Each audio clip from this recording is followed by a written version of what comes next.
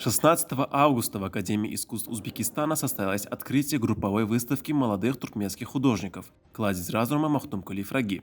Мероприятие приурочено к 300-летию со дня рождения великого туркменского поэта и философа. На выставке представлены более 30 живописных работ, отражающих вдохновение авторов наследия Махтумкули Фраги. Среди участников Аллаберды Авездурдыев, Ровшен Чопанов, Гахраман Гучмурадов и другие известные мастера. Особое внимание привлекает фотография 60-метрового монумента поэту, выполненная Хошкилли Гараджаевым. В церемонии открытия приняли участие представители культурной общественности двух стран, в том числе чрезвычайный и полномочный посол Туркменистана в Узбекистане Шадурды Мередов и народный художник, председатель Академии художеств Узбекистана Акмаль Нуриддинов. Выставка направлена на укрепление культурных связей между Туркменистаном и Узбекистаном, а также на популяризацию творчества Махтумкули Фраги.